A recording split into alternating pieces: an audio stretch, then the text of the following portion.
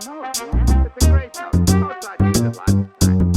Stock it. Listen to my musical good taste. Charlie, stock it doesn't want news with good taste. And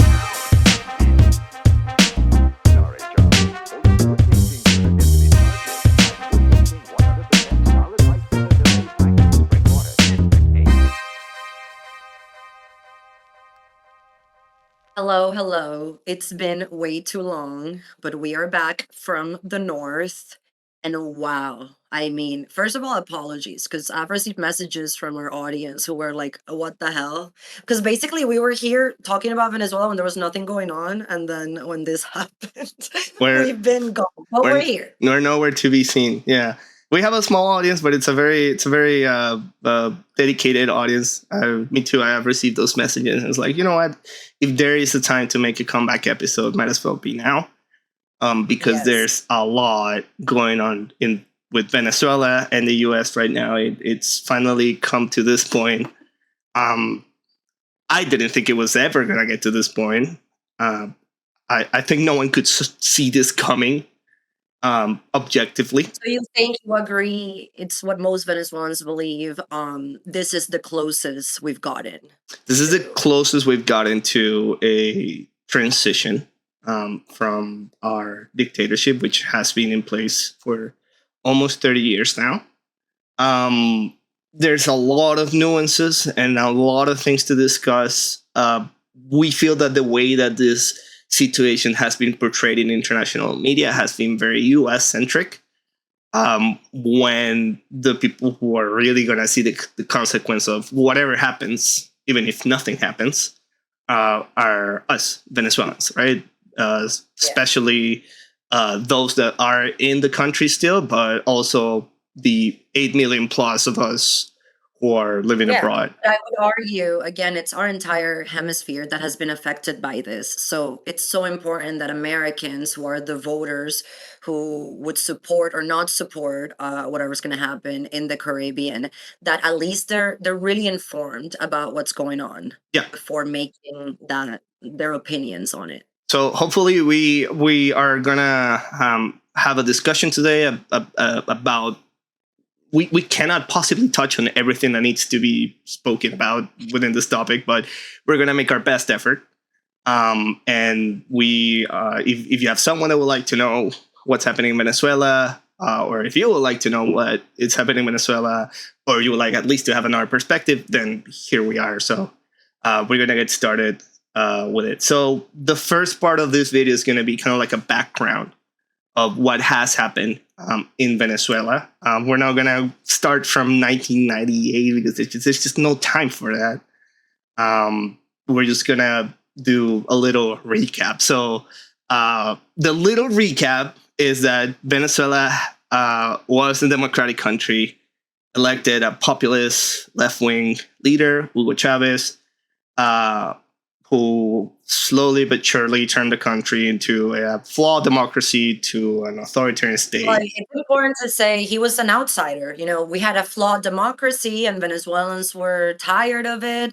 They became very anti-system. The polarization got high and we elected an authoritarian populist. Yes, he was very popular within Venezuelans for many years because oil prices were high. Venezuela is an oil exporting country, and that allowed him to pretty much just give money away to the people, give money away to the poor, whatever, while at the same time became authoritarian very, very, very early on. Yeah. That's what a lot of people don't realize. There are people like me, I've been exiled for 20 years this month.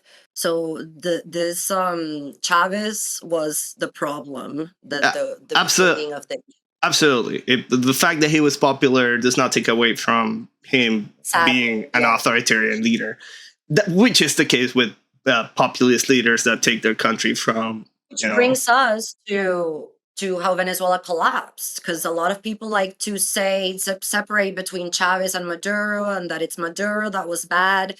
Well, Venezuela's oil industry began failing when Chavez started purging it of anyone who didn't support it and purged it of the oil masterminds and the experts of this industry who are now in places like the United States, Canada. Literally, Chavez fired them on national TV and replaced them with the people who were loyal to him, who were not had nothing to do with the oil industry. So That that's and coupled with socialist policies like nationalization of basic industries, price. not the nationalization of the oil industry. That's important. No, not the nationalization. The oil industry was nationalized 20 years before Chavez showed in That's the a myth. picture in That's one of the Venezuela. myths we come across, that Venezuelans are mad because Chavez privatized the oil industry. No, our oil industry had already been nationalized. What Chavez did was violate the separation because the Venezuelan governments before him did not use PDVSA as their own wallet. Chavez eliminated all of that and started using PDVSA to do whatever he wanted, which is not how a democracy works. Yeah. On top of that, nationalization of other industries, price control. Expropriations. Yeah, expropriation, price controls, you name it. All like lines for bread and all that stuff happened in All the Venezuela. typical things that we still have to talk about somehow because Yes. people don't know that it's these policies and not sanctions that lead to the crisis. Also, it's important to remark that political persecution and censorship of the press and repression started way before Maduro. Chavez was the one to start that. So yes, the myth that has been kind of like being discussed over and over again in international media is that Maduro was the one that like kind of brought Venezuela to the state that it is. He wasn't. He just happened to be the replacement of Chavez at the worst possible time. Yeah. And also something very important is that Chavez was the one that opened up Venezuela to the invaders that are there right now. Yes, The which Cuban agents in the military, Iran, Islamic terrorists, all of that was from the days of Chavez. which is, by the way, it is true. I know this is something that it's often discussed and discarded as well. But Venezuela is I a don't know hub. why, because it is true. It is true. Venezuela is a hub for Russian activity, Chinese activity, and investments, Iranian activity, as well as terrorist groups from According the to Middle East. FBI, there was an Iranian official operating from Venezuela looking for allies to assassinate U.S. officials. This is just like, Yeah. what's the information out there? So after 2013, when Chavez died, Maduro took power. And what happened then is that globally oil prices collapsed, and Venezuela, being entirely reliable on oil prices for the social programs and its economics, that's when it really collapsed. And It was kind of a perfect storm now. Yeah. The oil price collapsed and PDVSA was ruined. Like they had like one oil rig left. Yeah, the collapse of the infrastructure, the oil infrastructure, due to corruption and mismanagement, coupled with the fact that the oil prices collapsed, really brought the humanitarian crisis that we see today in Venezuela, which started in 2013. And this will bring us to the second myth that we will like to discuss, which is another thing that's being portrayed in the press.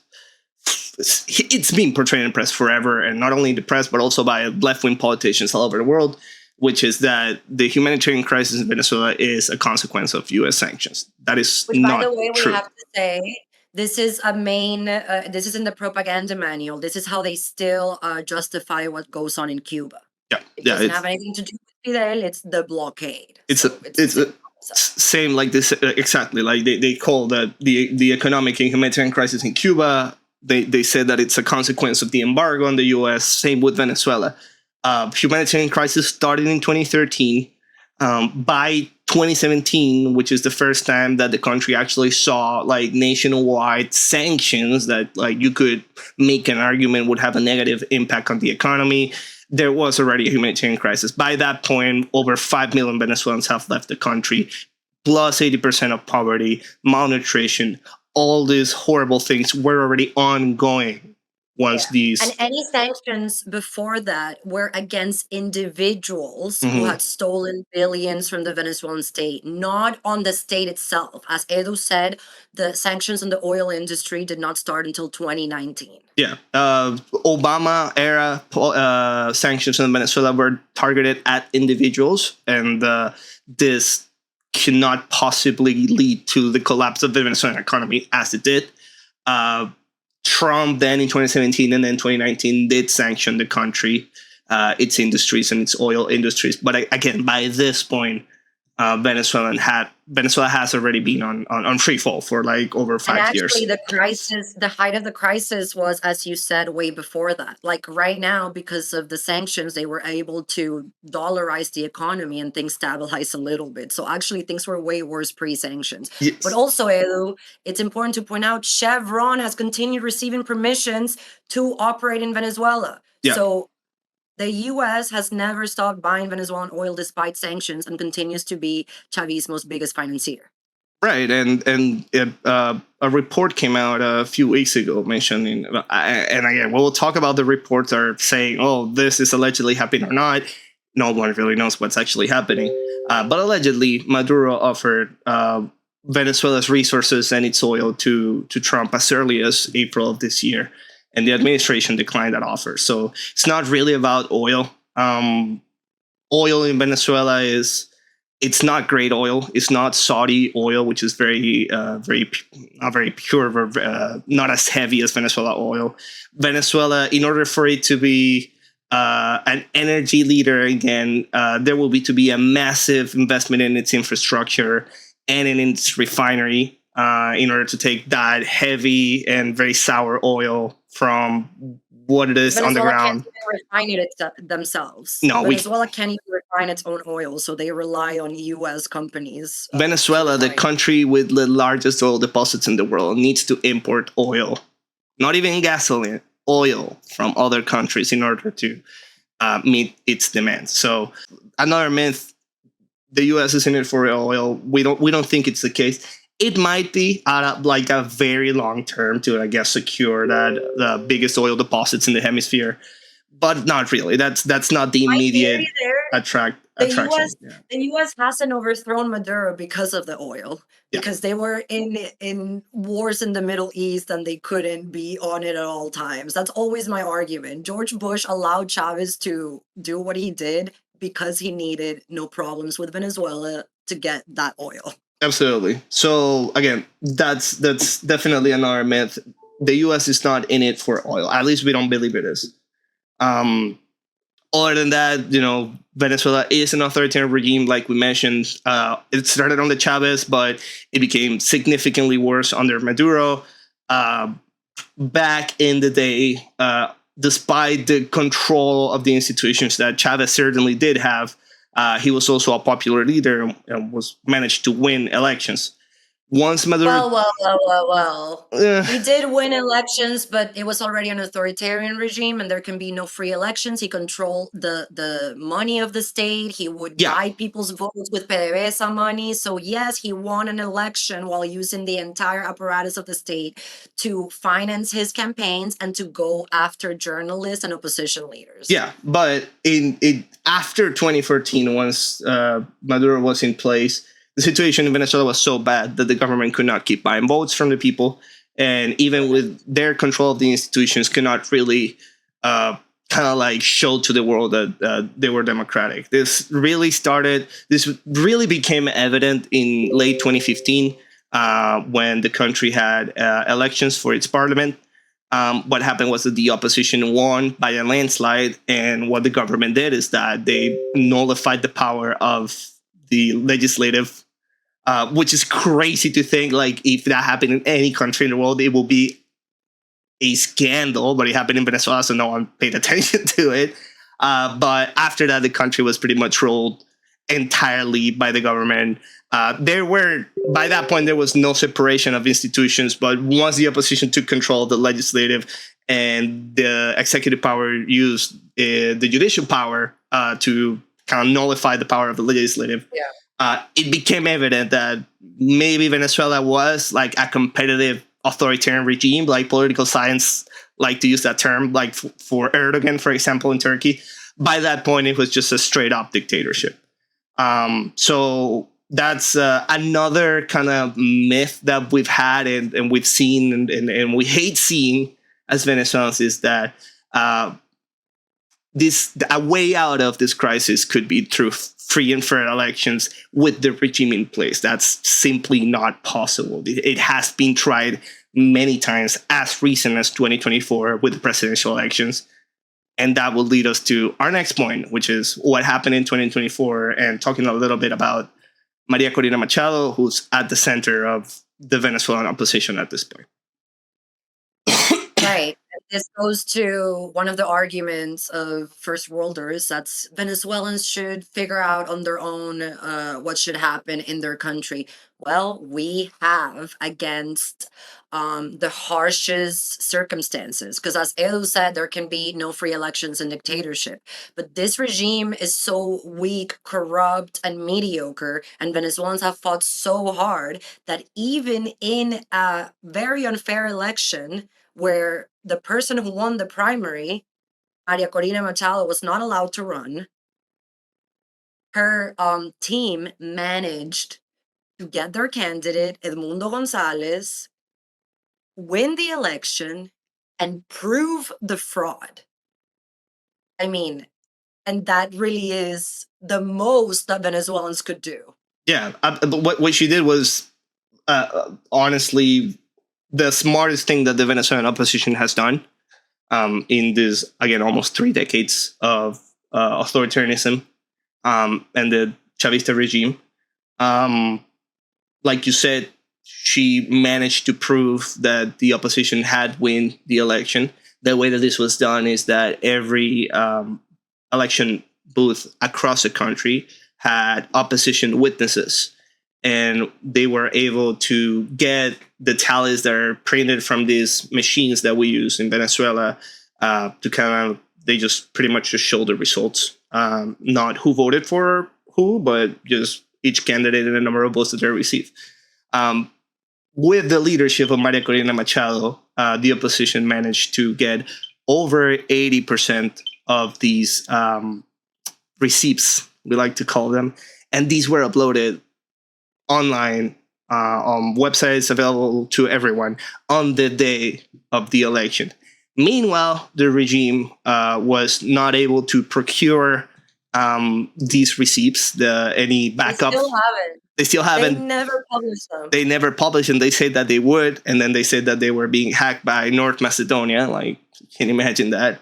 What they did was Operación Knock TikTok, Tok Tok, Knock Knock. And then they went after this brave electoral witnesses who helped prove this fraud, which is, by the way, why we cannot just go into another election. These activists have had to flee or they've been imprisoned. Actually, 2 of them were almost assassinated in Colombia weeks ago. Yeah. So, which speaks to the range that the repression apparatus of the regime. It just goes beyond our borders. There have been many cases of intimidation attempts, kidnappings, and even killings of Venezuelans, former military members, of political activists, all across Latin America and the world.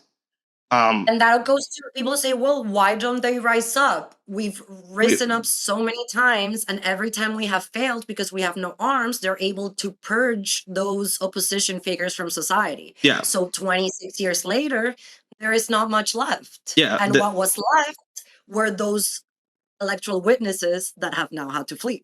Yeah, Venezuela has seen mass protests over the years, many times, 2002, 2007, 2014, 2017, 2019, and most recently 2024 after the electoral fraud of the presidential elections. But this never leads to any change. It certainly pushes the regime to, claim that they want to negotiate and dialogue. Yeah, and many attempts have been carried out with the intervention of European governments, such as the Norwegian government, as like a mediator. It has happened in the last 10 years. It has probably happened more than 5 times, and it has never led to any positive outcome of free and fair elections in the country, which is at the end what we all want, right? It just serves as a tactic for the regime to gain sometimes kind of Which is the smartest move they can make, and that's what they're doing right now. Yeah, delay. Hope that the international community kind of forgets about what's happening in Venezuela and then move Maduro on. knows he can outlast Trump because Maduro is a dictator. Maduro is a dictator, and Trump is probably gonna go in what is it, 2028? We don't know what's gonna happen with that, but that's a conversation for He's an authoritarian populist, but if I had to bet on it, he is gonna be gone when he's supposed to be gone. We pray that that's the case, but that's a conversation for another day. So what has happened in the last 2 months, 3 months or so? Donald Trump obviously took power in the U.S. in January of this year after winning the elections last year. Well, we have to say, hold on. We won the election. The whole world had to admit we won the election. Even Maduro's allies, Petro in Colombia, Lula in Brazil, they couldn't even help him out. Of course, they still didn't support the Venezuelan people and still didn't say it was fraud. But all they said was, look, this looks odd. So that's how bad it was. So Maria Corina Machado has been in hiding in Venezuela ever since.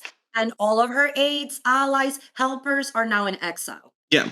Kind of like another thing that I would like to discuss before we get into the U.S. is how the way that Maria Corina Machado has been portrayed, again, by the media is very concerning and very unfair, especially for those of us who know her, have known her since she started her political career and what she truly advocates for.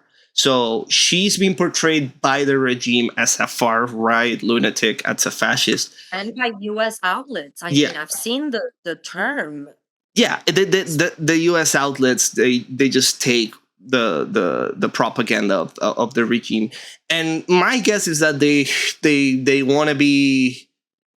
I don't know what they're trying to do. I don't know if they're trying to be nuanced. I don't know if they're just trying to, They don't care about Venezuela and they don't know about it. They don't know. What they care about is Israel-Palestine. So Maria Corina Machado in the past has said positive things about Israel and Netanyahu, and that's all they need to call her far-right. It's just part of the continuation of the cultural wars. But let's do some fact checks on this. Maria Corina Machado is not far-right. She's a liberal. She has described herself as a liberal, a classical liberal, not a libertarian, not a conservative, just as a liberal.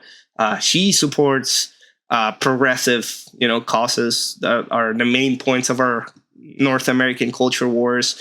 She is supportive of gay marriage and LGBTQ rights. She's supportive of opening the discussion on abortion or even legalizing marijuana. So like she, in terms of social policies, she is very pragmatic, very progressive. When it comes to economic policies, she's a classical liberal. She always makes a point of taking the state out of the economy. But it shouldn't be interpreted as a libertarian saying that we should completely dismantle the state or not have any, Oh my God, absolutely not. Social. That's not how she is at all. But I would like to say two things on that.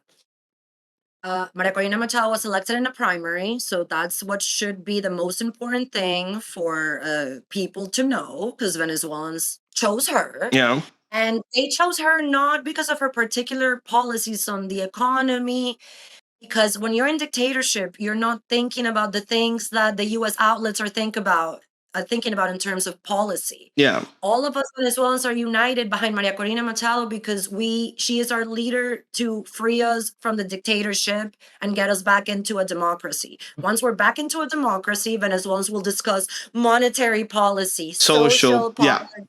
Yeah, but right now, it's not about that for us. Politics in Venezuela have not been about that for over 20 years now. Even before Maria Corina Machado was the leader of the opposition, when other people were at the head of the opposition, this was never a left versus right debate. This was beggars can be choosers. Right now, we're the biggest. Exactly, we're beggars. We're not choosers.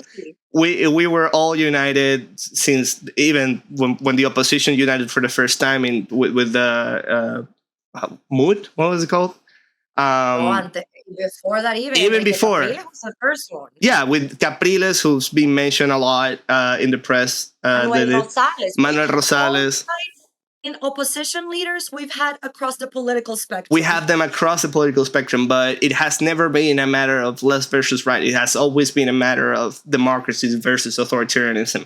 So when Maria Corina Machado speaks of her economic policies and taking the state out of the economy, well, that's really what any sensible politician would do in a country that has been completely destroyed by a socialist authoritarian regime who has Basically just saying we're going back to capitalism and open markets, which is yes. what most Venezuelans want.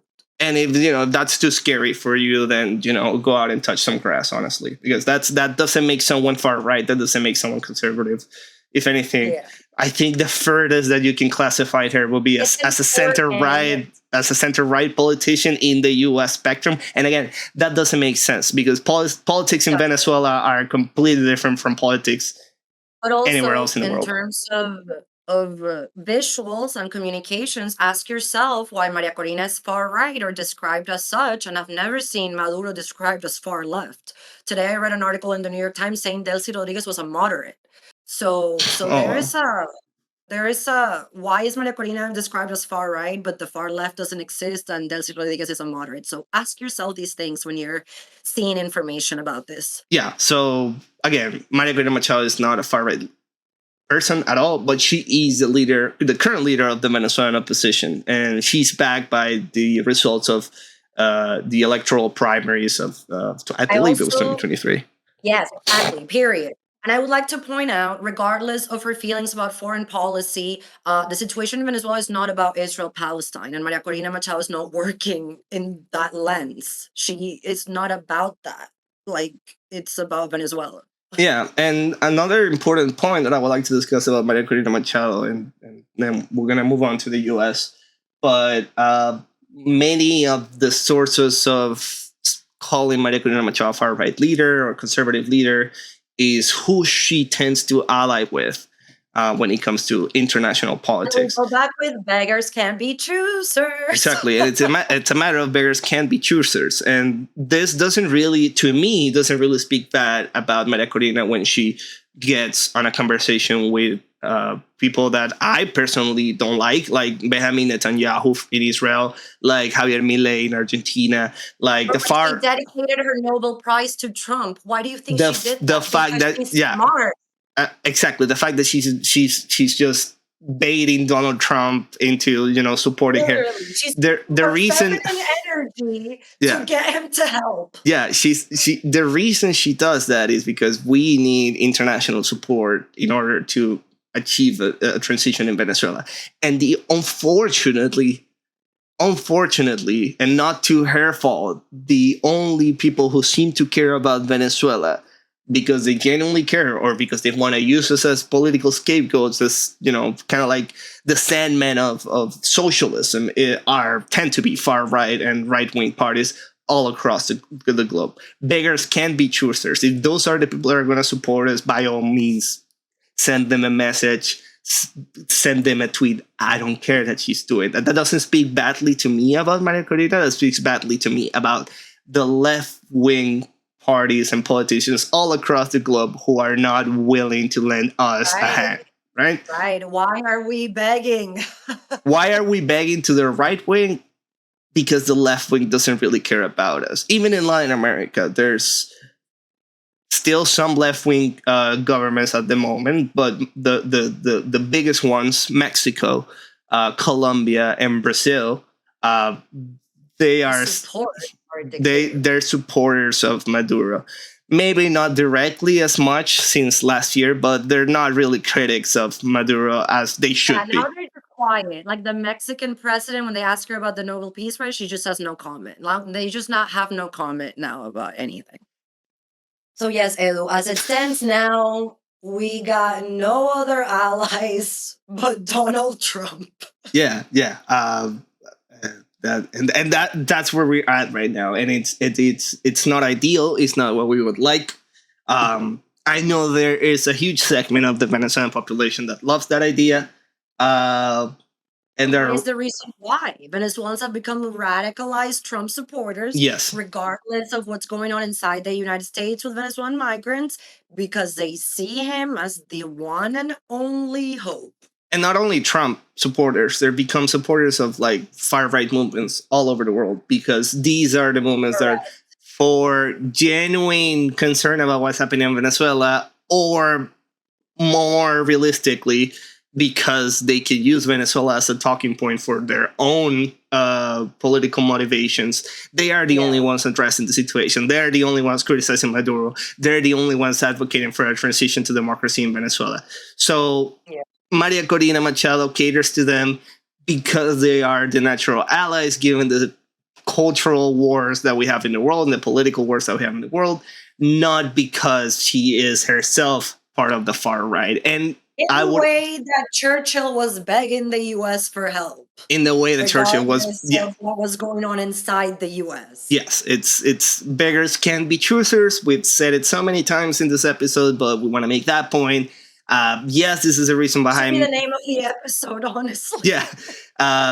Again, the reason why many Venezuelans are also falling for the far right is because of that. Maria Corina Machado, however, I generally think it's not the case. She's not a conservative. She's not far right. She's a classical liberal that wants to lead Venezuela from a dictatorship to a democracy. I actually think in the U.S. context, Maria Corina Machado would be opposing Trump. One of the reasons we like Maria Corina Machado is because she was one of few politicians who told Chavez to his face, "You're a thief," when he was expropriating private property. Yeah, I mean, it's just a funny thought, but yes, if Maria Corina Machado was a politician in the U.S., she would probably be the most outspoken anti-Trump politician. Not necessarily because she doesn't align with him on economic issues, but because... Well, she actually doesn't. Maria Corina wouldn't like tariffs, for example. She wouldn't like tariffs. Again, like, she will be more of a free commerce, more of a Reagan type of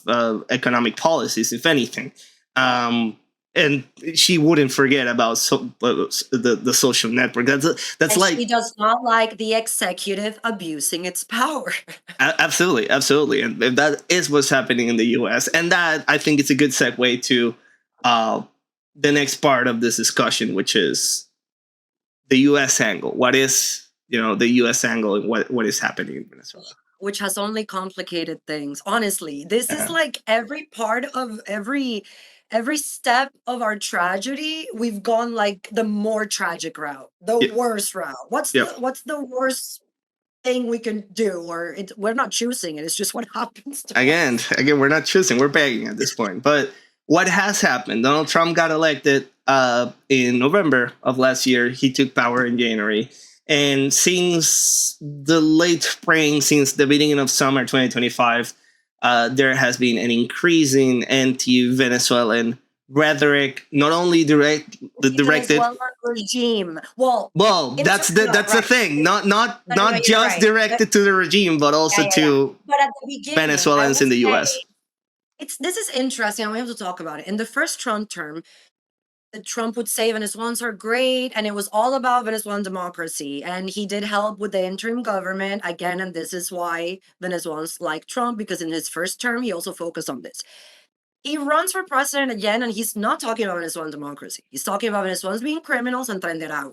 Yeah, it's Tren de Aragua. You've heard it all over the place. What is Tren de Aragua? It's a criminal organization based off Venezuela who has certainly spread across the borders of the country to Latin America and North America.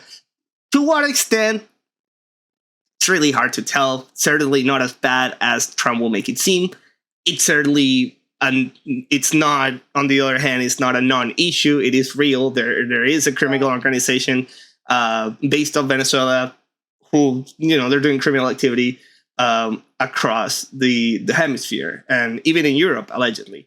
But what was weird, Edu, that was all he was talking about until when did this whole thing start? And then all of a sudden, he has an interest in overthrowing Maduro again. Yes. So, like, all of a sudden, we see this increased military presence of the U.S. Navy in the Caribbean. People start, putting two and two together and realizing that this is too big of a deployment just to target some small truck boats. By the way, this started like with Venezuelans. Again, we do want freedom. Venezuelan Twitter became, including Edo, I think you're an expert in monitoring the planes, the boats. I like going into Flight Radar, but Flight Radar is just for fun. If something were to happen in Venezuela, we will not see it on Flight Radar. But it's interesting to see the military movements that the U.S. has in the region. But this whole time they're saying this is an anti-drug operation. They're first not saying this is about Venezuelan democracy or about any of that. Yeah. They say they're striking boats carrying drugs. And let's be real. They probably are. There have been reports that some of these drugs were not smuggling drugs. It most certainly Well, the could. New York Times the New York Times, I don't remember which, maybe it was Reuters or the AP. They actually did a great report where they went to the place in Venezuela where these boats are taking off from. And I think the conclusion was these guys are carrying drugs, but of course they're just poor people Yeah. who are making one trip. They're not the cartel leaders who are on these boats. Absolutely. So again, it's nuance. They're not innocent. They are carrying drugs, but do they deserve the death penalty unconstitutionally? Yeah, like this is an expansion or transition of the war on terror now to the war on drugs 3.0, if you can call it like that, where the executive power in the US is abusing its power in order to take military action without the approval of Congress against its enemies. Now, something that has been discussed all over the place, and it's something that needs to be addressed, is Venezuela's Venezuela's place in the drug trafficking all around the world and towards North America. So Venezuela is a narco regime. The regime is structured not only around just regular corruption and stealing money from selling oil and whatnot. They also make a lot of money from the drug traffic.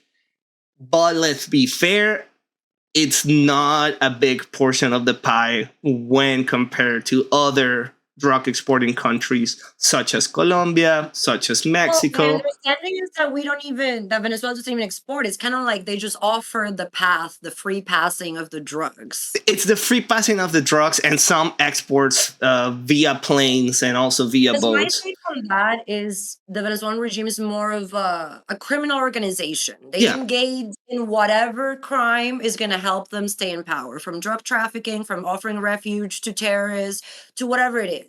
Yeah. So, and again, it's they're not producing the drugs, at least as far as we know. And if they are, it's not a significant amount. no. And the drugs that are going through Venezuela are, for the most part, cocaine. It's for the most part cocaine. It's not fentanyl. Right. And we both live in North America, and a lot of you people listening to us also live in North America. And we all know that the big threat right now, it's the opioid crisis and the fentanyl crisis. None of which... That comes from Mexico, right? That comes from Mexico, and the precursors for those drugs come from China.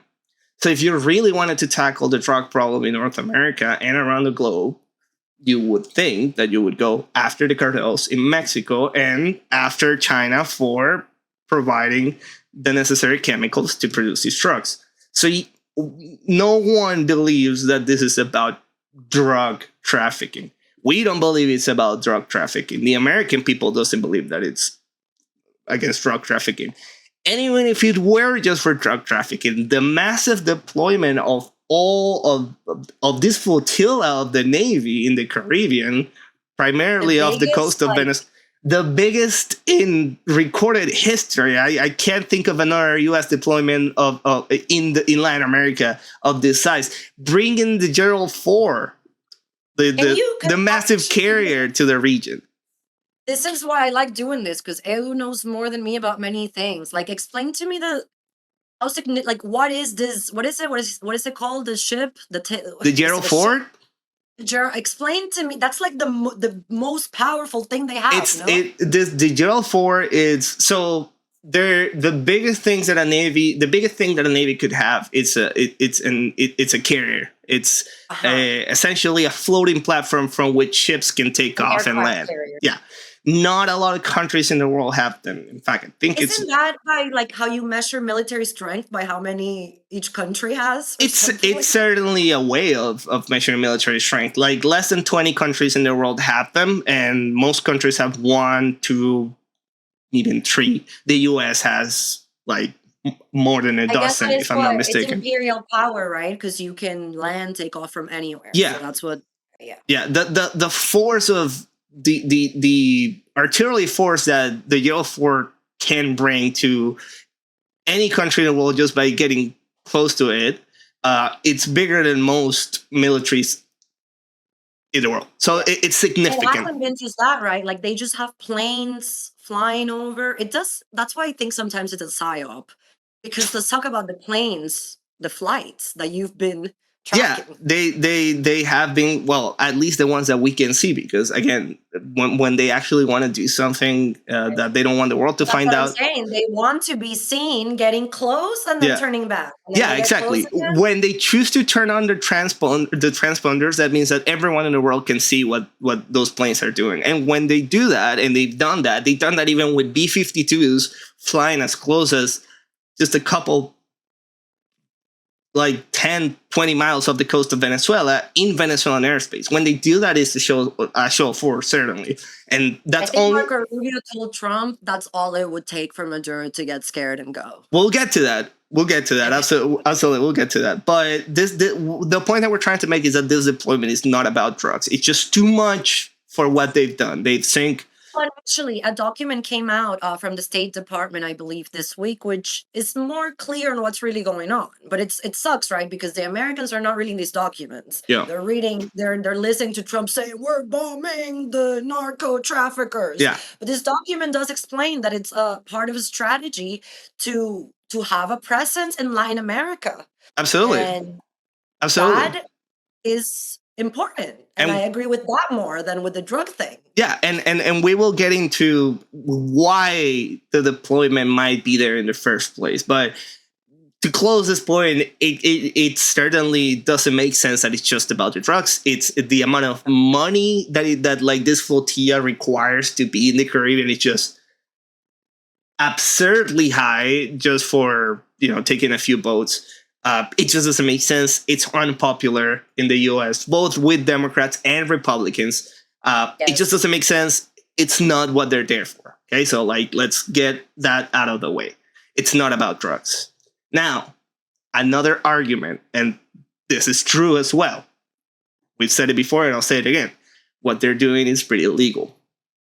From an international law perspective, from even U.S. domestic law. I mean, it's just a fact. The Constitution and U.S. law says Congress has to approve these moves. It's just the Congress has to approve war powers in order for the U.S. to actually get involved in the way, at least, that they've done it so far, and what they could be doing later. But again, this is just an extension of the war on terror, where the executive power finesse its way into... They've often done that. I recently read the same thing happened in Panama. So they never told Congress they told Congress while the operation was underway or something. They brief Congress, but they should ask permission of Congress. Right. Exactly. So but let's put that in context, because a lot of people like to say Trump dictator or whatever. He's not the first to do this. He's not the first to do it. That doesn't mean that it's right.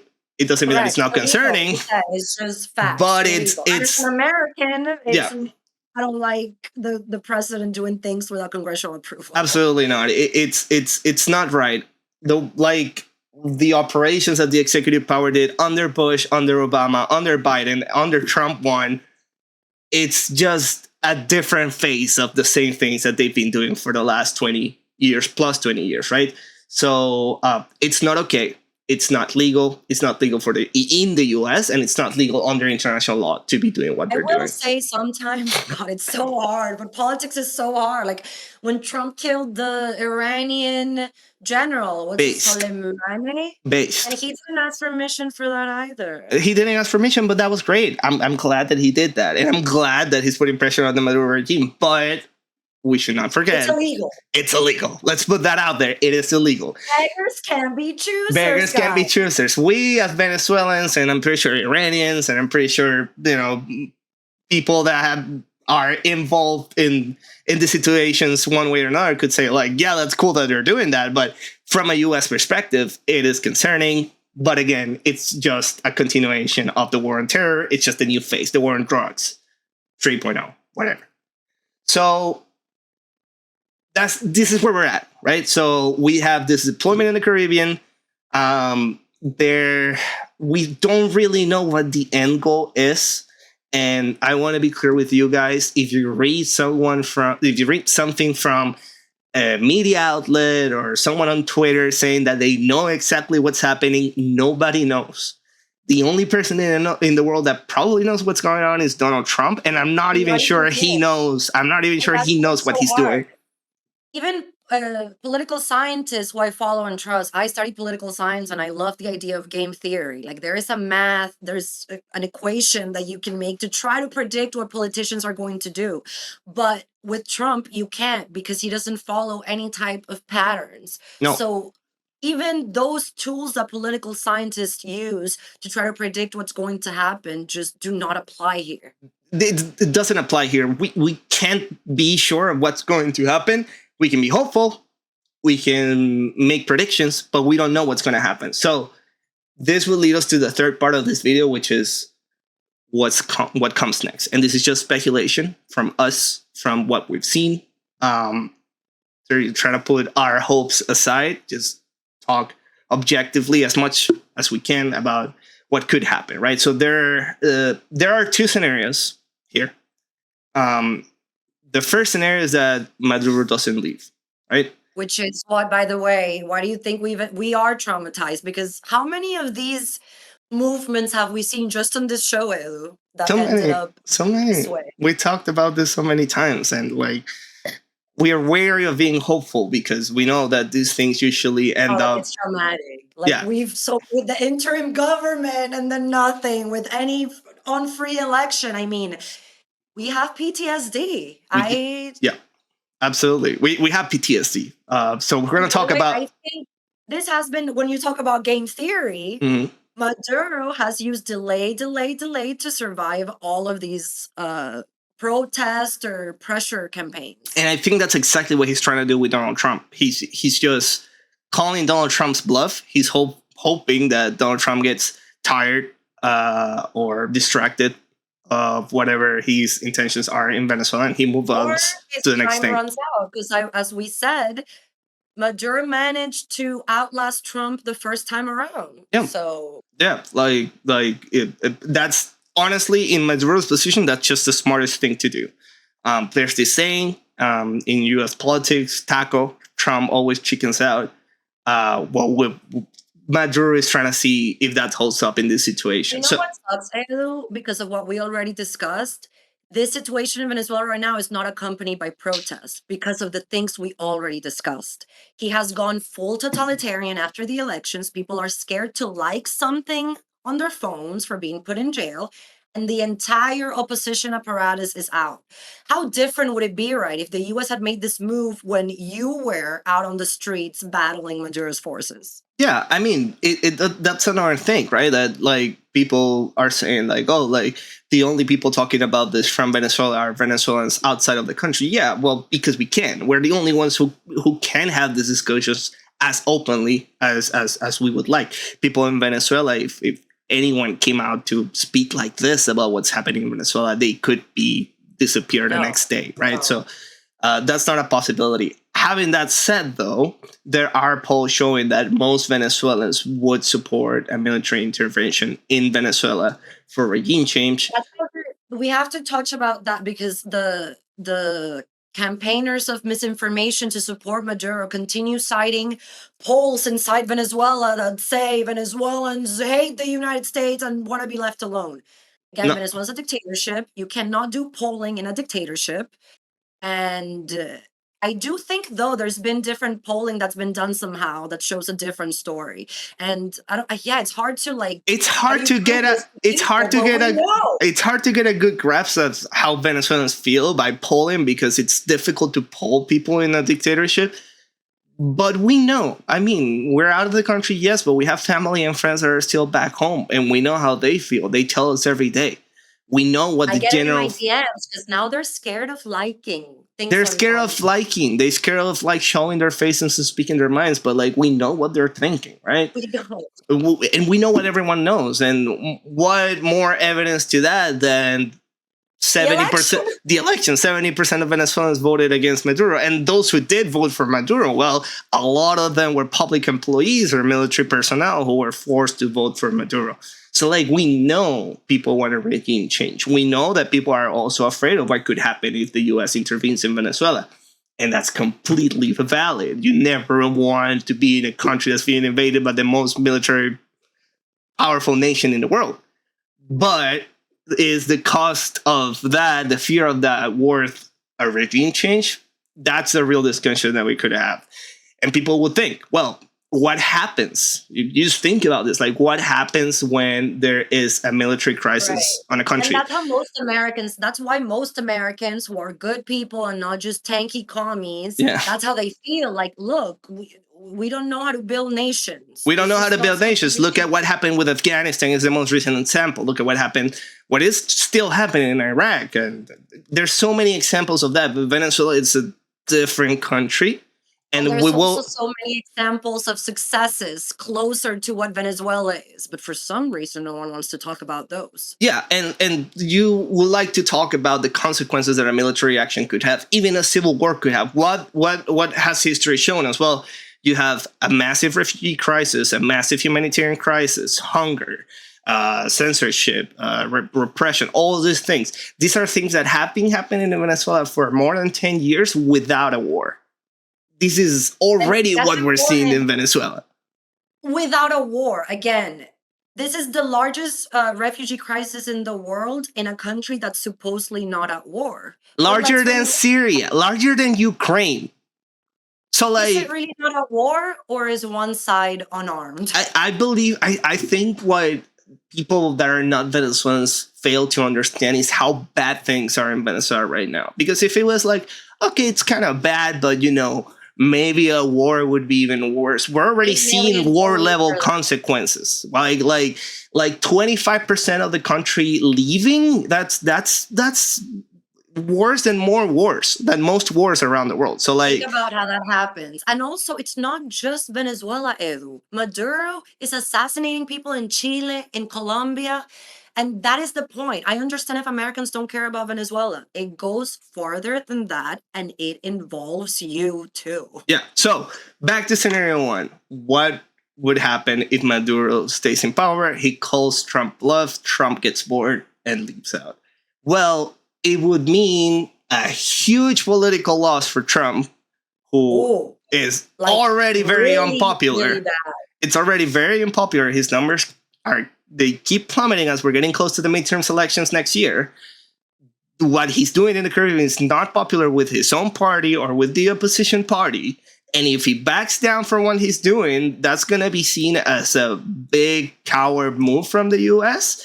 And what that means geopolitically is not only a victory for Venezuela, but it's a huge victory for Venezuela's allies, Russia, Iran, China, all these other nations, Cuba, that are using Venezuela as a hub for their activities in the region. And talk about game theory, Edu. Again, game theory, that decision would go big in that when these other evil powers of the world are calculating what Trump will or will not do. Exactly. Well, and like, what happens if Trump chickens out at the same time that drones are already violating Europe's space from Russia? Like that's not good. That's not good. The only winners in that situation where Maduro doesn't live would be Maduro, obviously, Russia, Iran, China, the regimes, the Chavista regime, the authoritarian powers of the world, and the big.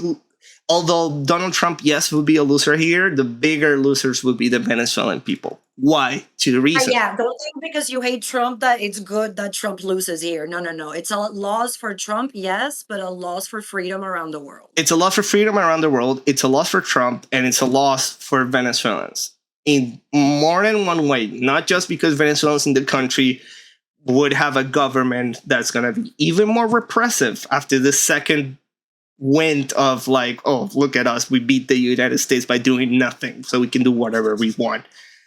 It's also going to mean a huge loss for Venezuelans in the U.S. and all over the world who are being more than ever being turned into scapegoats of illegal immigration and all its consequences. And it's also going to be a loss for people who don't like migrants, because there's going to be another wave once Venezuelans lose this latest hope that they have. Yeah, there's absolutely the humanitarian crisis is not stopping. Again, there hasn't been a war in Venezuela. The humanitarian and refugee crisis that we have is just a consequence of Maduro being in power. So as long as he But stays it's there, as severe as if it were a war. yeah. So as long as he stays there, that's going to continue happening. So the only one winning here is the Maduro regime and its allies across the And globe. that's so important, Edu. I saw Mike Cernovich, who's one of the big MAGA people, saying what Trump is doing in the Caribbean so dumb. Regime change is only going to send millions of Venezuelans our way. Again? Have you not been paying attention? Because there's 8 million of us already Yeah. everywhere. Yeah, it's like the Venezuelan situation has like been, I don't know if silence is the correct word, but at least it hasn't had enough attention as it should have. Because again, whatever It's not gonna be- consequences people could think that a war in Venezuela could have, it has been happening. So like maybe let's start paying attention more to the Venezuelan situation. The second scenario is the more complicated one. It's the one that we're hoping would happen. It's the one that we don't know how it could happen because there's so many variables to this. But it has to do with Maduro leaving. Okay, so if these reports are coming out of people, insiders in these conversations that Trump and Maduro are having, if they are right, what the Trump administration is trying to do is to pressure the regime to leave. Now, what does this mean? It could mean many things. It could mean Maduro leaving, for example, case one, Maduro leaving, and maybe someone like Delcy Rodriguez or Diosdado Cabello, people who are also part of the structure, stay in power. I think it's clear they are positioning Delcy Rodriguez, if that's the scenario, and the reporting that we have is that that's what the regime has been floating around. They've been floating it around. The New York Times loved it, apparently, calling Delcy Rodriguez, which, by the way, I'm going to talk about a little bit of this lady, but the New York Times has positioned her as a conservative, fiscal, responsible, As a moderate. moderate. Open to the free market who helped Maduro stabilize the economy. And As a woman, as a feminist leader in a world, in a country of men. Right, that was the line. That was the line. And she's not. She's part of the regime apparatus. You know her as I did a video about this. You go look in my social media if you want, but she is known as the chief of torture in Venezuela. She personally leads the SEBIN and everything that goes on in El Helicoide. Many political prisoners have said she has personally watched as they are tortured. Yeah, she has been in power. She and her brother have been in power, have been, Call them the sinister siblings, and I think honestly, we Venezuelans hate them more than we even hate Maduro. I certainly hate them as much as I hate Maduro because I don't hate anyone more than anyone else. I just hate them all equally. I don't think Maduro is the main problem, and I emphasize he's just the face of it. He's just the face. I'm like, it's not enough to remove him. He's just the face of the regime. So absolutely, you're right. It's not enough. Worse than Diosdado? Let's talk about Diosdado. Diosdado is another guy who could take power. He's the military face of the Maduro regime, and again, like for a true regime change to happen in Venezuela, they would all need to leave. But it's a possibility. Not only that, Edo, there's another important part for regime change to happen. And this is according to the New York Times reporting and other respected outlets. It is the Cubans who are advising Maduro and protecting him. So it's not just that Maduro decides to leave. Talk about foreign intervention. Yeah. The Cubans It's that the Cubans let him leave, right? So it could be one transition like that, and that would be a failure. It would be like a short-term win for Donald Trump. It will be a long-term win for the regime in Venezuela because nothing would really change. It will be tragic. It will be tragic. Because I'm scared of saying this, but if Trump, I think that would be the smartest thing for Trump personally to do.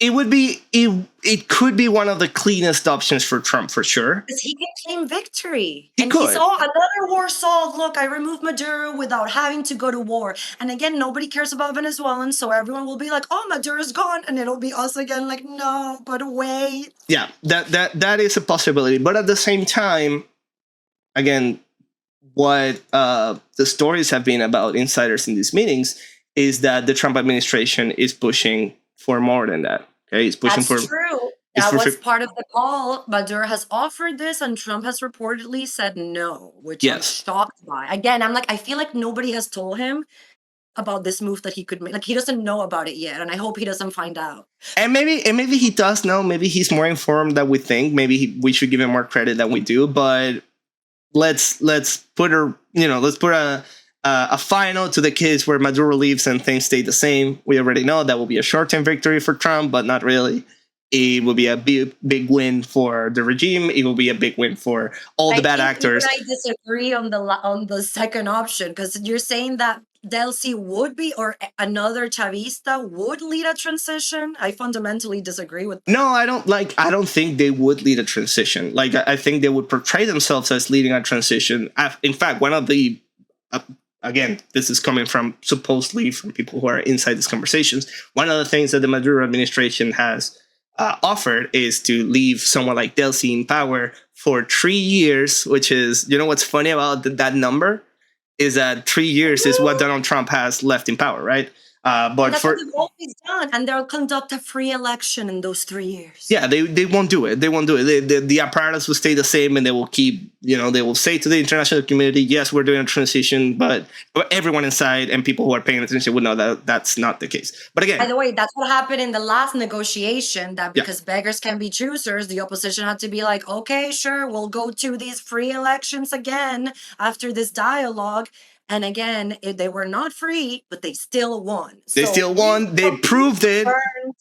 They proved it without a shadow of a doubt that the opposition won the elections, and Maduro is still in power. So this is to explain again, like, we've done all the things before where we are today. It's not like immediately Venezuelans were like, please, US, help us. No. So the next thing that could happen, the next scenario, at least that we have conceived here, is that it could be a clean transition of power. I think this would be the most beneficial outcome for everyone involved, including the regime, if they were to take it.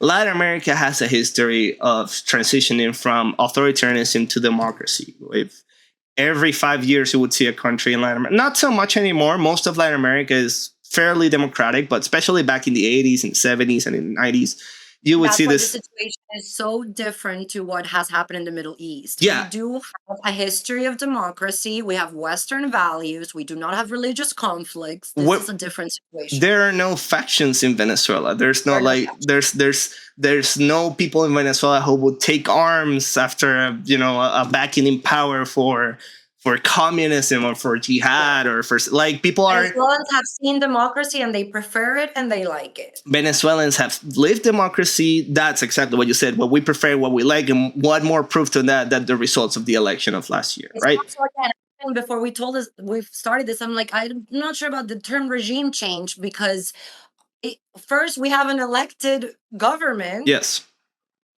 And second, it's not forcing a population to a way of life that they don't like or they don't understand. It's helping the population achieve what they already want, right? So we already chose. We're just asking for help, essentially, right? So a clean transition of power is possible. It has happened not only in Latin America, but also in Venezuela. And the way that this would go is, well, hypothetically, Trump amps up the pressure. Maybe we see some military strikes on ground. Maybe we see them actually hitting military targets in Venezuela. Brings the pressure high enough that the regime and the high people in the regime, they see no option other than to leave and maybe get some amnesty, which has been put on the table. Leave for Turkey. Has been offered to him plenty of time. Yes. Please go join Assad in Syria. Yeah. In Russia, and leave us alone. And honestly, we don't care. At this point, asking for justice is just being... beggars can't be choosers. Beggars can't be choosers. A villa in Russia. Just don't let them come back. I believe most Venezuelans will be completely happy with letting the regime leave for Russia or Iran or Turkey and live their lives with all their money they're stealing, as long as they leave us alone. So yeah, the second part will be a clean transition. The military declares support for a transition government, or maybe for the opposition leader. The States would have to help our leadership come back. I think it would also need to include the the society that had to leave, including military members who try to rise up to Yeah. help get with the new military, politicians who have had to leave, police officers. All those people can help and can lead this transition with the help of the US. Yes, and people might think, people who are not informed as to how the structure of the regime works in Venezuela might think, well, but what if just someone else from the military takes power? The thing is that the reason why the regime is so stable, it's because the way of that they enforce their loyalty. So on the top, the highest military ranking officers, the highest politicians, they are in within the corruption apparatus. They are in within narco. That is where the drug trafficking, by the way, plays a big role, because they basically let the generals cash in on drug trafficking routes, and that's why they stay loyal. Not only drugs, remember, most of their money is probably coming from oil, from illegal mining, from all these activities Illegal mining, anything illegal you can think about is going on there. Yes, and again, this is mostly at the highest level. The people at the lower levels, the people who are in the military ranks, they are not loyal for an ideology conviction. They're not loyal because they believe in the socialist revolution or whatever.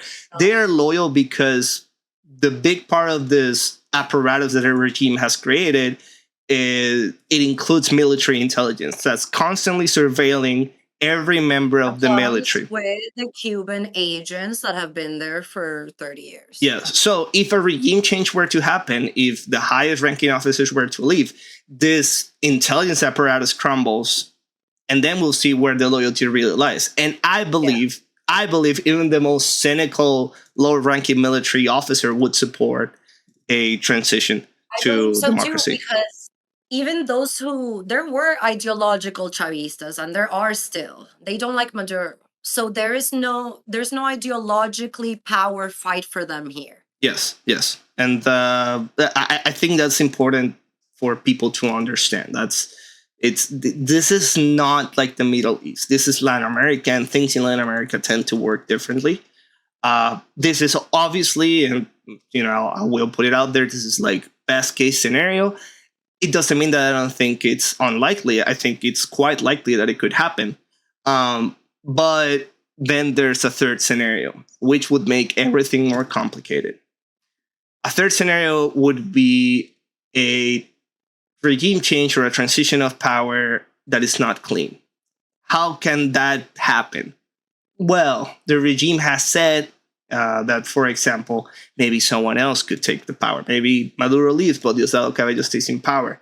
Maybe, and remember, Venezuela and the Venezuelan regime, they are not only supported by the military, and we have explained that already, but they also have paramilitary groups. They have the famous colectivos, which are civilian violent enforcers. They also have Tren de Aragua, Edu, and I'm not saying it's not true that Maduro controls Tren de Aragua, but again, they're allied with them. Yeah, every criminality. So, as a matter of fact, they use Tren de Aragua members to assassinate a dissident in Chile. This, according to Chile's left-wing president Gabriel Boric. So, no, Maduro's not the leader of Tren de Aragua, but they engage in all of this, and they use all of this in their favor. Yeah. So let's say this is like the worst case scenario for an actual transition, right? I think it's very unlikely, but I still think that it's important that we mention the possibility. So these paramilitary groups, or maybe some loyal factions of the military for whatever reason, and Tren de Aragua and every irregular organization, they might say, we don't want this transition to happen. And then you may see, I wouldn't say a large-scale civil war conflict, because again, Venezuelans are not, the vast majority of Venezuelans don't really care about ideology, or the only thing we care about is being free. The only thing we care about is being democratic. Yeah. But this would mean that in order for the transition to happen, then we would need to see boots on the ground by the US. And that's a big thing that has been mentioned. A big thing that reporters keep asking Donald Trump is, are we going to see troops on the ground in Venezuela? Yeah. And I think it might be needed. Even in the cleanest scenario, it might be needed in order to ensure a I transition to think it democracy. 1,000% is going to be needed, at least a peacekeeping mission for a transition. And this is not, doesn't mean war. I like to talk about what happened in Colombia and how the US was able to help Colombia in the drug war Yeah. by advising, by just having a presence there. But that was technically boots on the ground. Yeah, that's technically boots on the ground. I'm not saying it's going to be a full-scale invasion that's needed. Absolutely not. These are regular groups. And even And nobody's supporting that, by the way, because Yeah. they are defaming people like us who are trying to explain what's going on in Venezuela, that we want to invade, we want to be colonized. Yeah. No, we have our own country, our history. We did our election, and we're not the Middle East. And we don't want the US to stay there forever. The US doesn't want to stay there forever. And they don't need to. And they don't need to. And they don't need to. Even if they were to face off against the Venezuelan military and all its force, the Venezuelan military does not represent any threat whatsoever to the United States power. Not because of the overwhelming force of the US's military power, but because of the state that the Venezuelan armed forces are at. We're talking about people who are working with. Thinking of the video of when one of the many attempts that Venezuelan groups have made to get rid of Maduro was that they flew a drone at him while he was speaking, and remember how they ran? They all crazy. No, and let's talk about like materially, like what are the conditions of that army? They're working with F-16s that they got from the US back in the 80s. They're working with Sukhois that they got from Russia that don't even work because they don't have spare parts to keep them going. That's true. And they do have equipment from Russia and Iran, but it's important to note that they don't know how to handle that equipment. And Russia and Iran are busy. Another reason why this would be a good time. They cannot. I have read that Russia sent one general to advise Maduro, but Putin can't do. He cannot send people to work the tanks that he's going to give Maduro. And the Venezuelan military cannot do it alone. Absolutely. So, like, this scenario that everyone's fearing so much that the U.S. might have to put troops on the ground, the way that I see it, it will be a very minimal intervention because that's just what's needed. There's really no military threat that that Venezuela can pose to anyone in the hemisphere. Keeping that we would need boots on the ground. Yes, it might. And again, this is like one of the scenarios that could happen. And if it does happen, well, a very small intervention might be needed. And I think that's good. And I think that's what the US government should try to like begin to portray this as. I think the US government needs way more transparency in what they're doing because it's hard to sell a war on drugs that everyone knows it's not what you're doing than to say, you know what, Venezuela is a hub for all of our enemies. It's a hub for Russia. It's a hub for Iran. It's a hub for Cuba. They're causing a big humanitarian crisis. We are living the consequences of this crisis with almost 500,000 Venezuelans who have recently arrived to the United States.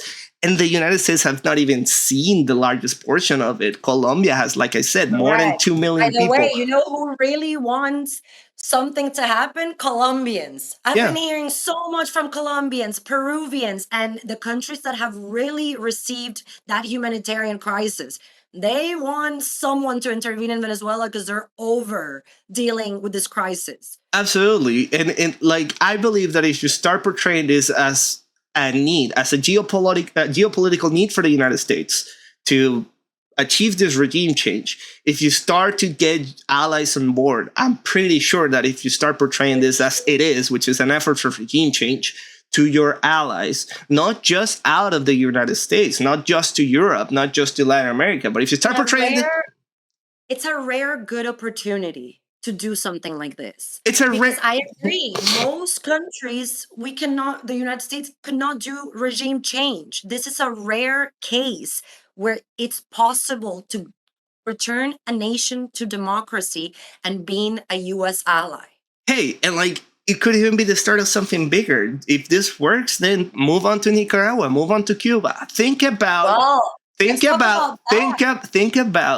big win that it would be, not just for Donald Trump, but for the U.S. Like, pragmatically, the big win that it will be to have a hemisphere that's rid of dictatorships. An entire American continent, North American, South American, like they teach it in North America, that is completely democratic and completely aligned. People talk about the cost of war, even though, again, I don't believe this would be a war, and Venezuelans are already at the receiving end of a war. But look at the price of not doing anything. Cuba has now tripled. You have So- you have 3 Cubas now, and bigger Cubas, because Nicaragua and Venezuela. And Cuba became, all of a sudden, once it acquired Venezuela, I mean, that's geopolitically important. How much more is it going to spread? And what is that going to do to our hemisphere? Yeah. And is that not going to be a high cost for all of us who believe in Western values to pay? Yeah. So like that's why I think in order for this to work, the narrative has to change. There has to be more transparency from the Trump administration. Yes, I agree. There is no need to make this a partisan issue. If you portray it the right way, this could be very well be.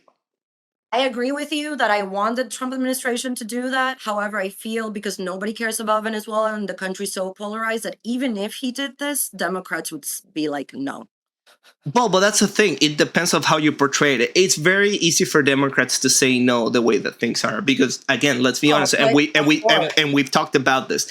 It is illegal. It doesn't make sense. The narrative doesn't make sense. Like, for an American, being Democrat or Republican, what the U.S. is doing right now, it doesn't make sense. Honestly, to me, it doesn't even make sense. I'm very happy that it's going on. I'm very happy that we're getting this far in a regime change. But I would like to see.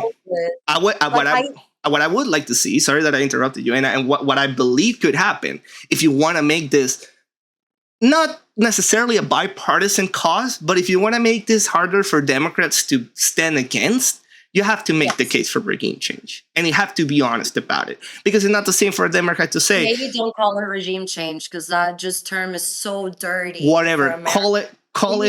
Just call me for the PR. call it a democratic transition in Venezuela. Help the democratic transition in Venezuela happening. Whatever it is, that is way harder to stand against than standing against, blowing boats in the Caribbean.